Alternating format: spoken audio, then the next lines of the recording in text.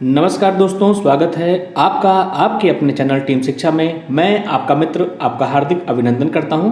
तो फिर से मैं एक बार फिजिक्स क्वेश्चन सीरीज़ के साथ आपके सामने प्रस्तुत हूं।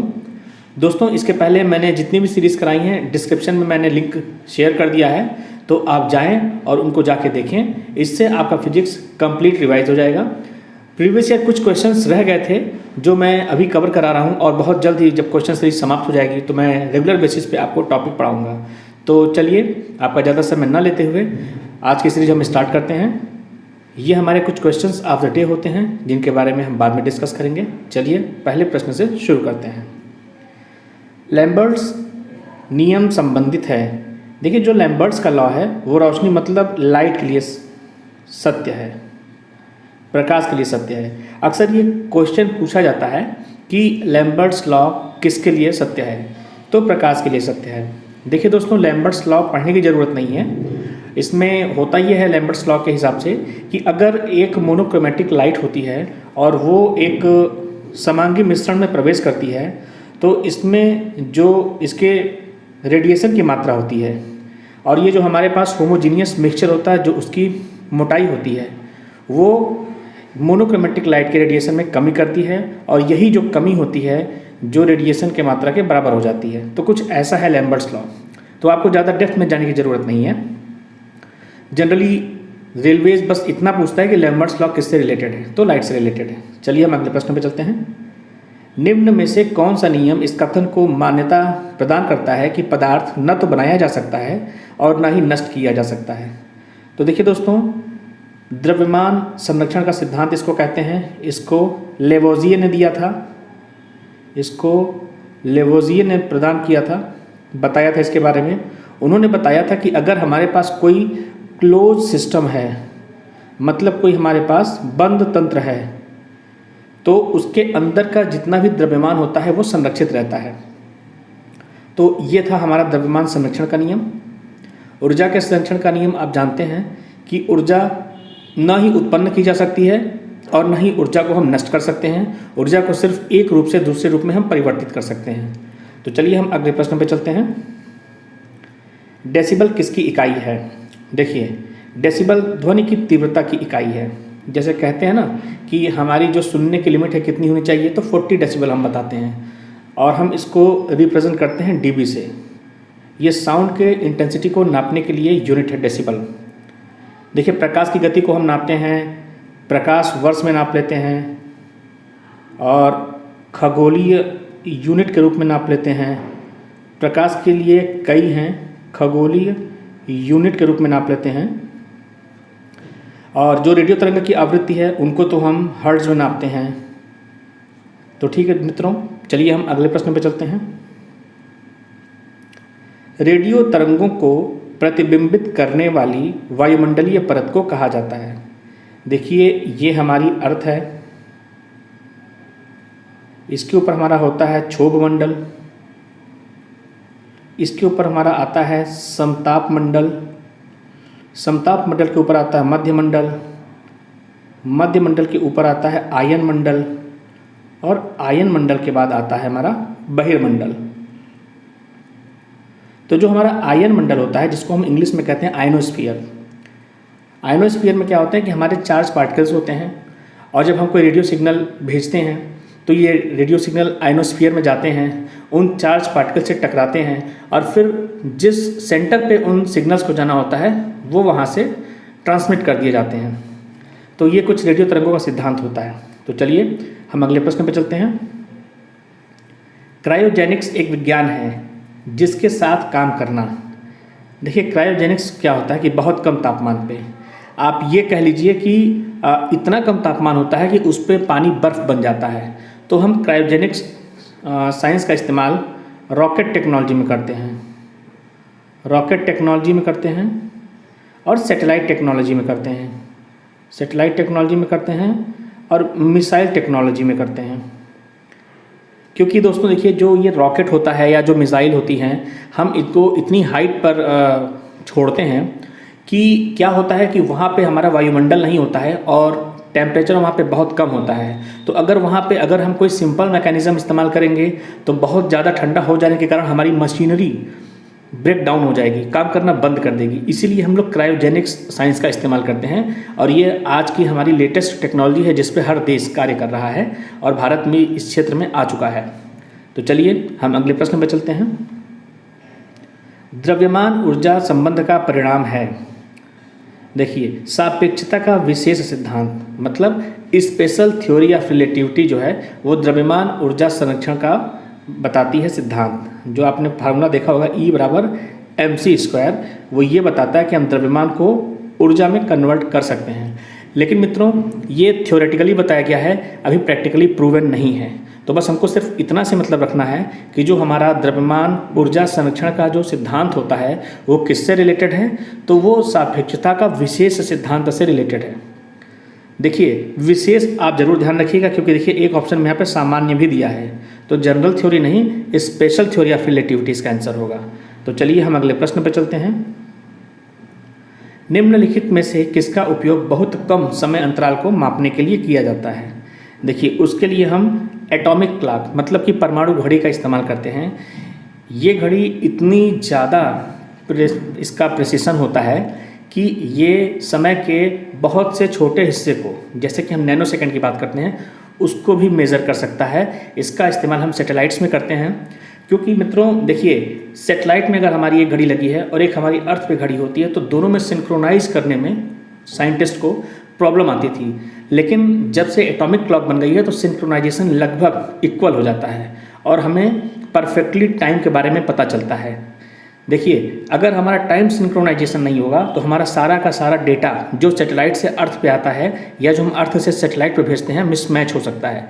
इसलिए टाइम प्रिसीजन मतलब शुद्धतापूर्वक समय का अगर हम मिलाप नहीं करते हैं तो बहुत सारे डेटा भेजने में हमें प्रॉब्लम आएगी। उसका हमारा नुकसान ये होगा, मान लीजिए कि आपको मिसाइल छोड़नी है 10:01 पे, वहाँ पे 10:01 हो रहा है और अभी धरती पर अगर हम बात करें जिस सेंटर से हमको भेजना है वहाँ मान लीजिए कि अभी 10 बज रहा है या 9:58 हो रहा है। तो अगर सिंक्रोनाइजेशन नहीं होगा तो हो सकता है कि रॉकेट गलत डायरेक्शन में चला जाए, रॉकेट गलत जगह चल जाए या रॉकेट प्रपल्सन हो ही ना पाए।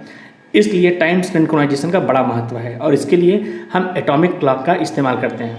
चलिए हम अगले प्रश्न पर चलते हैं। एक साधारण माइक्रोस्कोप में, देखिए जो साधारण माइक्रोस्कोप होता है उसमें एक छोटा फोकस उत्तल लेंस होता है। और माइक्रोस्कोप का प्रयोग क्यों करते हैं? जो बहुत ही बारीक चीज़ें होती हैं जिन्हें नग्न आँखों से नहीं देखा जा सकता है उनको हम माइक्रोस्कोप से बड़ा करके देखते हैं। तो चलिए अगले प्रश्न पर चलते हैं। एक तेल की बूंद पानी की सतह पर फैलती है। तो देखिए, हमने आपको बताया था सरफेस टेंशन। सरफेस टेंशन क्या होता है कि जो हमारे जल के अणु होते हैं वो इस तरीके से आपस में एक दूसरे से जुड़े होते हैं और इनमें परस्पर ससंजक बल कार्य करता है। तो क्या होता है कि जो सेंटर में है वो तो अणु जो हमारे होते हैं बैलेंस हो जाते हैं, लेकिन ये जो किनारे वाले होते हैं ये बैलेंस नहीं हो पाते हैं और यहाँ पे टेंशन आ जाता है, तनाव। इसी को हम सरफेस टेंशन कहते हैं। और जो हमारी तेल की बूंद होती है उसका जो सरफेस टेंशन होता है वो पानी के सरफेस टेंशन से कम होता है। इसीलिए जो हमारी तेल की बूंदें होती हैं वो पानी की सतह पर तैरते हुए दिखाई देती हैं। तो इसका जो उत्तर हो जाएगा वो हो जाएगा कि तेल की सतह का तनाव पानी की तुलना में बहुत कम होता है। तो चलिए हम अगले प्रश्न पर चलते हैं। नॉटिकल माइल्स किसकी यूनिट है? देखिए, ये जहाज़ की गति को नापने के लिए इस्तेमाल किया जाता है। एक नॉटिकल माइल्स में होता है हमारा 1.15 माइल्स, या हम बात कर लें तो ये होता है हमारा 1.8 किलोमीटर। देखिए, दूरी मापने की इकाई है और किसकी दूरी? तो समुद्र में जो जहाज़ गति करती है उनकी दूरी नापने की इकाई है। तो चलिए अब हम अगले प्रश्न पर चलते हैं। जब घर का मुख्य स्विच बंद कर दिया जाता है तो डिस्कनेक्ट होता है। देखिए, हमारा जो लाइव वायर होता है और जो न्यूट्रल वायर होता है ये दोनों डिस्कनेक्ट हो जाता है। जैसे कि आप देखेंगे कि हमारे यहाँ 3 फेज सप्लाई आती है। अगर हम इस तरीके से समझें तो एक लाइव होता है, एक न्यूट्रल होता है और एक ग्राउंड होता है। तो जब हमारे यहाँ लाइट कट जाती है तो इस लाइव वायर में कनेक्शन आना बंद हो जाता है और न्यूट्रल में, और जो हमारा ग्राउंड है वो ग्राउंड से कनेक्टेड रहता है। दोस्तों, ग्राउंड का इस्तेमाल हम इसलिए करते हैं कि अगर कभी किसी कारण से हमारे घरों में बहुत ज़्यादा बिजली की आपूर्ति हो जाती है या एक्स्ट्रा करंट आ जाता है तो ग्राउंडिंग के जरिए हम पूरे के पूरे करंट को अर्थ में समाहित कर देते हैं। क्योंकि हमारा जो अर्थ है उसका रेजिस्टेंस पावर बहुत ज़्यादा होता है, तो इससे हमारे घर में होने वाली दुर्घटना से हम बच सकते हैं। इसलिए दोस्तों, प्रत्येक व्यक्ति को अपने घर में अर्थिंग अवश्य रूप से कराना चाहिए। चलिए हम अगले प्रश्न पर चलते हैं। निम्नलिखित में से कौन सा अधिक गंभीर जलन उत्पादन करता है? देखिए, उबलते पानी नहीं, गर्म पानी जी नहीं, भाप बिल्कुल सही बात है। उसका कारण है गुप्त ऊष्मा। जो भाप की गुप्त ऊष्मा होती है वो होती है हमारी 580 कैलोरी प्रति ग्राम, 580 कैलोरी प्रति ग्राम। तो जैसे अगर हम पानी की बात करें तो वो हो सकता है कि सिर्फ 80 कैलोरी एनर्जी दे, लेकिन अगर हमारे हाथ भाप से जलते हैं तो सीधे हमारे हाथों पर एक बार में ही 580 कैलोरी ऊष्मा आ जाती है, जिससे कि हमारा ये 3rd डिग्री बर्न हो जाता है, मतलब कि त्वचा और उसके अंदर टिश्यू तक जल जाता है गंभीर रूप से। तो चलिए हम अगले प्रश्न पर चलते हैं। भूकंप की तीव्रता मापने के उपकरण को क्या कहा जाता है? उसको कहा जाता है सिस्मोग्राफ। सिस्मोग्राफ में 0 से लेके 10 तक पैमाने होते हैं और प्रत्येक पैमाने की पावर 10 गुना होती है। प्रत्येक पैमाने की ताकत 10 गुना होती है। देखिए, इसका मतलब क्या है? जैसे कहते हैं कि अभी 5.1 का हमारे यहाँ भूकंप आया है। अब सपोज करिए कि अगर वही भूकंप किसी के यहाँ 6.1 का आ जाए, इसका मतलब है कि जो हमारा जो सिस्मोग्राफ है, जो भूकंप के बारे में बता रहा था, तो जब हम रिचर स्केल पर नापते हैं तो क्या होता है कि 5 से अगर 6 पहुँचा तो भूकंप की जो तीव्रता होती है, उसकी जो पावर होती है 10 गुना बढ़ जाती है। और जो हमारा एर्गोग्राफ है, एर्गोग्राफ ये रिलेशन बताता है कृषि एवं मौसम में, तो इससे हम अपने हिसाब से उत्पादन कर सकते हैं। ये टेक्नोलॉजी है। चलिए हम अगले प्रश्न पे चलते हैं। मापने के लिए मल्टीमीटर का उपयोग किया जाता है। तो मल्टीमीटर क्या क्या नापता है?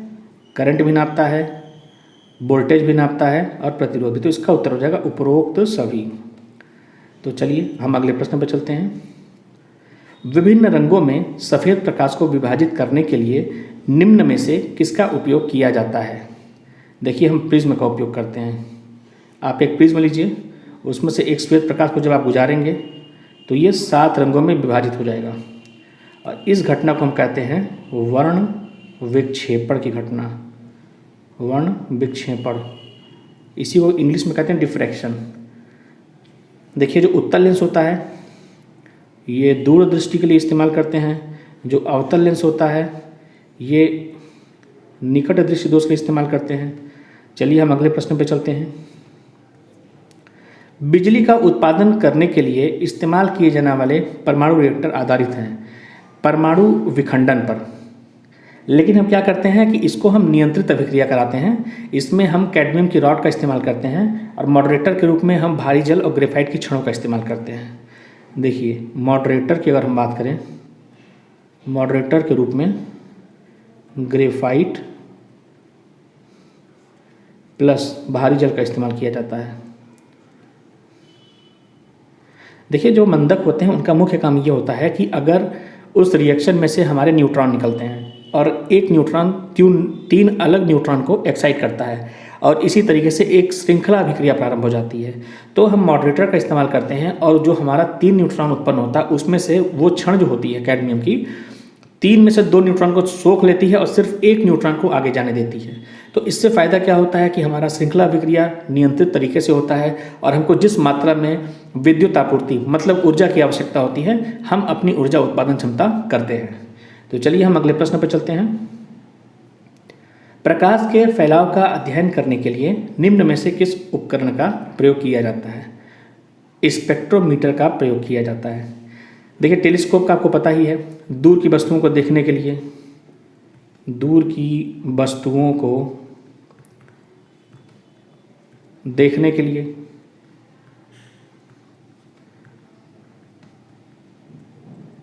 और अगर हम माइक्रोस्कोप की बात करें तो छोटी चीज़ों को देखने के लिए, जिनको नग्न आंखों से देखना संभव नहीं है। तो चलिए हम अगले प्रश्न पर चलते हैं। किसके सिद्धांत पर एक फाउंटेन पेन काम करता है? तो केशिका क्रिया के सिद्धांत पर। देखिए आप जब फाउंटेन पेन देखेंगे, अब तो कहाँ ही ज़्यादा इस्तेमाल कोई करता है, उसके नीचे एक निब रहा करती थी। तो जब इसमें हम इंक को टच करते थे तो इस निब के जरिए इंक यहाँ तक चढ़ जाती थी और फिर जब हम लिखते थे तो उसको आराम से लिख सकते थे।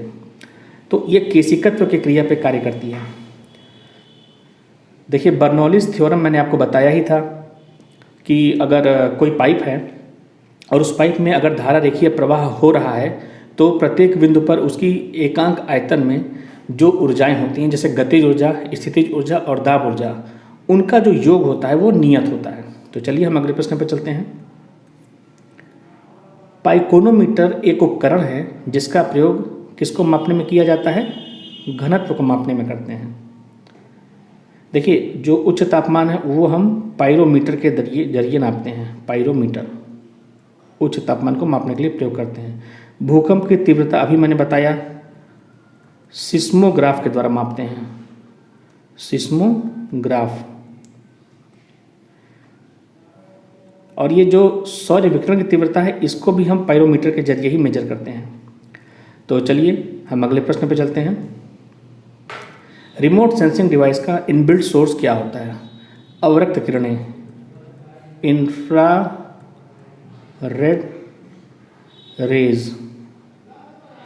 जैसे कि आप अपने घरों में जो टीवी का रिमोट देखते हैं तो टीवी रिमोट में इंफ्रारेड का इस्तेमाल होता है, लेकिन अब जो रिमोट्स आ रहे हैं उसमें हम रेडियो वेव्स का भी इस्तेमाल करने लगे हैं। तो अगर कभी आपका रेडियो वेव्स भी देता है, अगर इंफ्रारेड नहीं देता है तो आप रेडियो वेव्स भी मार सकते हैं ऑप्शन में। तो दोस्तों ये थी हमारी आज की श्रृंखला और उम्मीद करते हैं आपको हमारी आज की श्रृंखला भी पसंद आई होगी। तो बस इसी तरीके से अपना प्यार बनाए रखें और हमारे चैनल को देखें, लाइक करें, सब्सक्राइब करें और शेयर करें। Thanks for watching.